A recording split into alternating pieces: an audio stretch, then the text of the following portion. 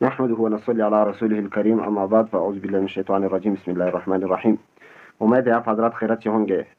آج آپ لوگوں کے سامنے ایک بات کرنا چاہتا ہوں. آپ حضرات سے گزارش کی جاتی ہے کہ آپ اس کو آخر تک سنیں اور غور سے سنیں، انشاءاللہ بہت بڑا فائدہ ہوگا.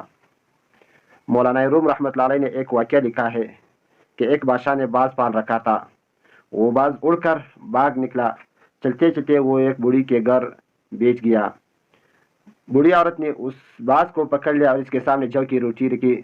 چونکہ وہ باز تو بادشاہ کا باز تھا، وہ گھی کھاتا تھا، ستو کھاتا تھا، بادام کھاتا تھا، جو کی روٹی نہیں کھاتا تھا.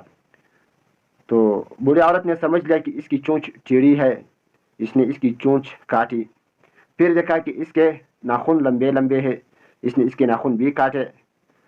آخرکار اس نے اس باز کو اٹھایا تو دیکھا کہ اس کے پر، اس کے جسم اتنا چھوٹا اور اس کے پر اتنے بڑے.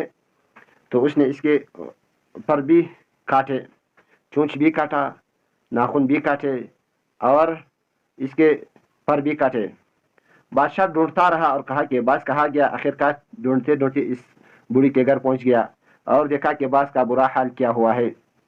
تو بادشاہ نے باز سے کہا کہ گلا اس بوڑھی عورت سے نہیں ہے، ان کے ہاں آپ کی قدر نہیں ہے، وہ تو ہے نا قدر.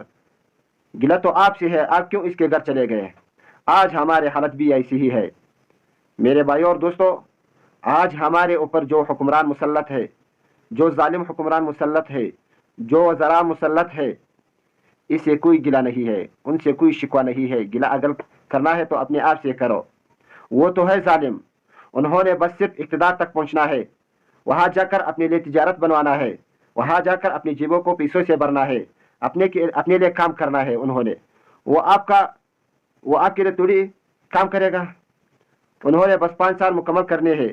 آخری سال جب الیکشن ہوتا ہے آخری مہینے میں، تو پھر وہ آپ کے پاس آتے ہیں اور آپ کا احترام کرتے ہیں اور آپ کو آپ کے سامنے دامن پھیلاتے ہیں. انہوں نے تو بس یہی کام کرنا ہے اور کچھ نہیں کرنا ہے.